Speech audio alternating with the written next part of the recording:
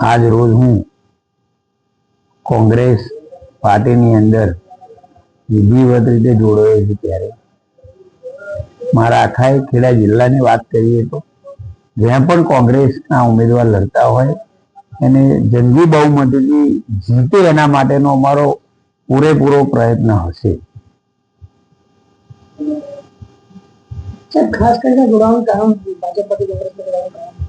ખાસ કરીને ભારતીય જનતા પાર્ટીના પૂર્વ ધારાસભ્ય તરીકે પણ મારી જવાબદારી હતી ત્યાં સુધી, પણ જ્યાં પણ ખોટું થતું હતું હું જાહેરમાં સરકાર સામે પણ બોલ્યો છું. ત્યારે અમૂલની અંદર પણ જ્યાં ભ્રષ્ટાચાર થયો ત્યાં પણ હું અવાજ ઉઠાવ્યો છે, પણ એ પાર્ટીને ના ગમ્યું તેથી એમને મને સસ્પેન્ડ કરેલો હતો.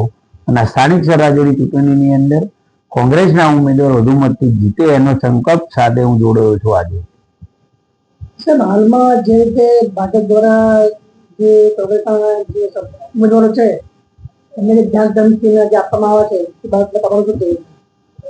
2 દિવસથી પણ જે આ કંઈ ચાલી રહ્યું છે આપ પણ જોઈ રહ્યા છો મીડિયાની અંદર કે ભારતીય જનતા પાર્ટીના સૌ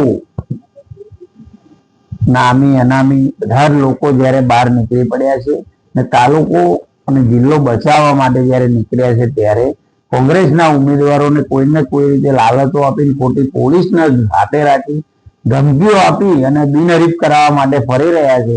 પણ આજ સુધી માત્ર તાલુકાની અંદર તાલુકા પંચાયત સભ્ય હોય કે જિલ્લા પંચાયત સભ્ય એક પણ સભ્ય એમની સાથે જયા નથી અને ટોટલી સીટો ઉપર ચૂંટણી થવાની.